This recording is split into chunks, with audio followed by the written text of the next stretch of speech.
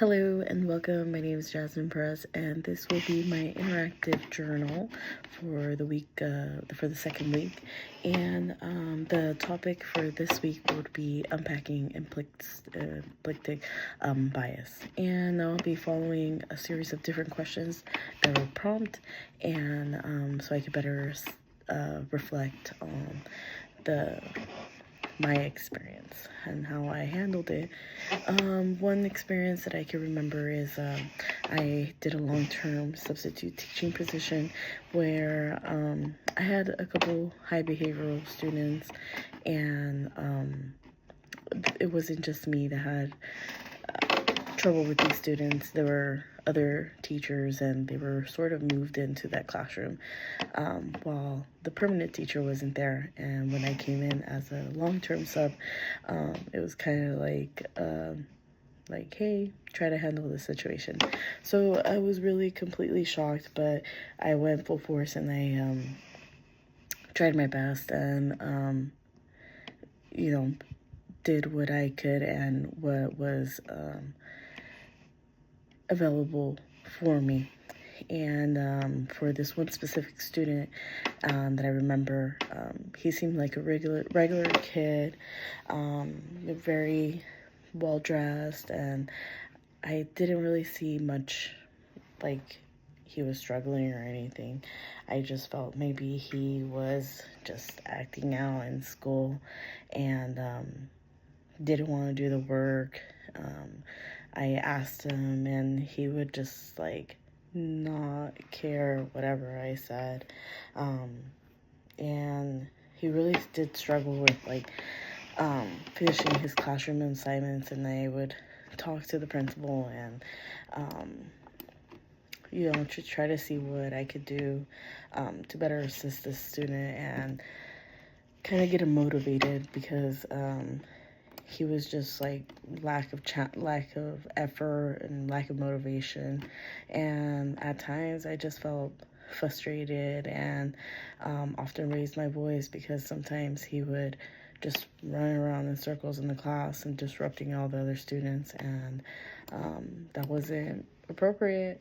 And I would also call the front desk for support, and they would give me support, obviously, and it was just a struggle trying to get the student to focus, and often would distract other students in the process of him distracting. I mean, he would have his good days, but I think his bad days are what stuck with me more.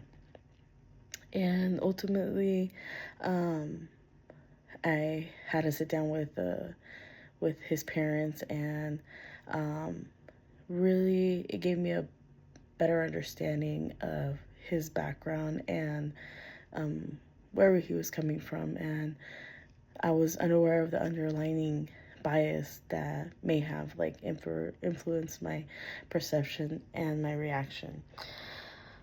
So looking back at that, my implicated bias may have led me to view that this student,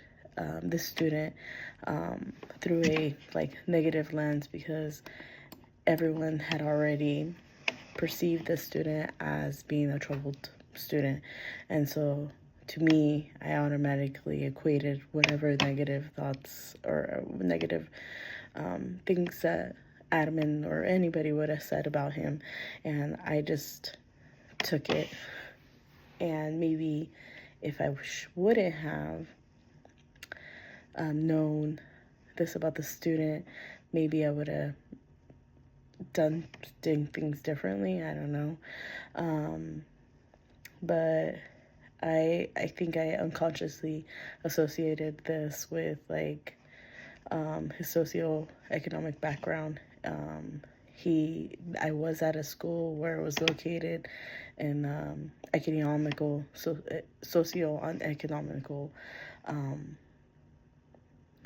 location of town, where a lot of the students came from one parent household or no parent household, where many of the students were taken from their homes for whatever reason.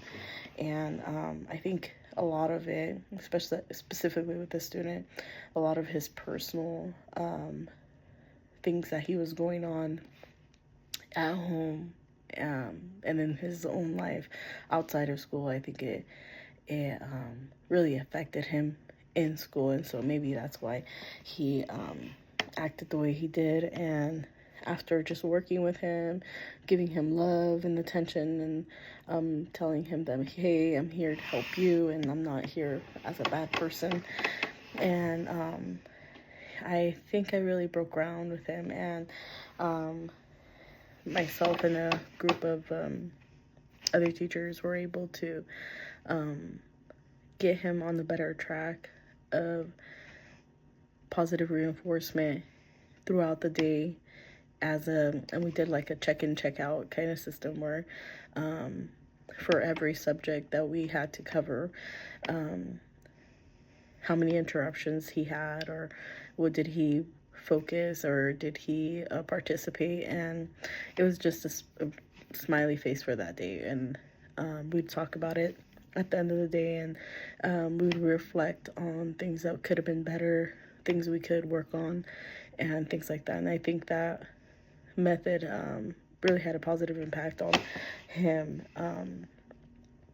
So I really appreciated all the help that I received with him, and just kind of turned the situation from a negative standpoint to a positive. And I spoke of him very highly after that. So this bias may have affected my interactions with him, leading to like less supportive and less understanding environment at first. But it also helped me address the issues and have people on board to better assist.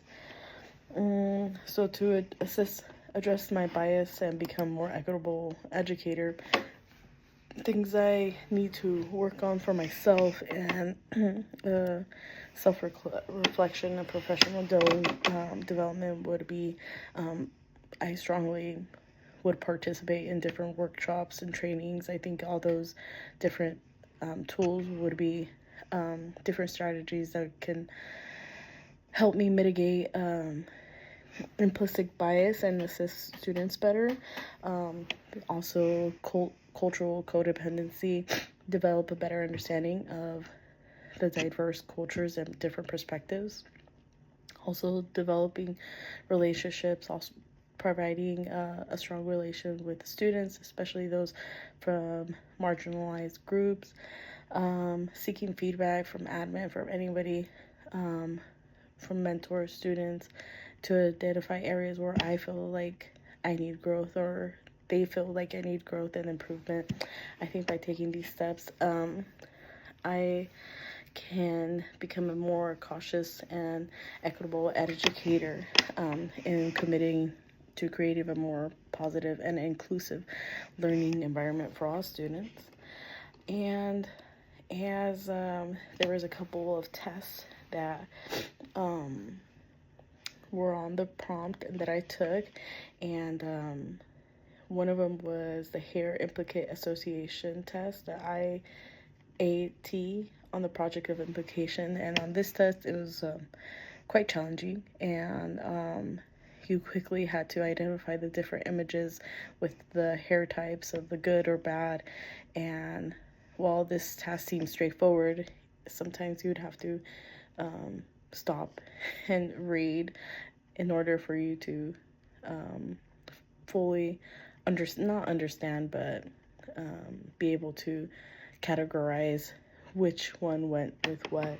And so that kind of caught me off guard. And but I feel like this test like highlighted ways that sometimes stereotypes can shape our perceptions in a way, even though you're not consciously aware of them. It made me realize how important it is to be mindful of these biases and how it actively works in different challenges.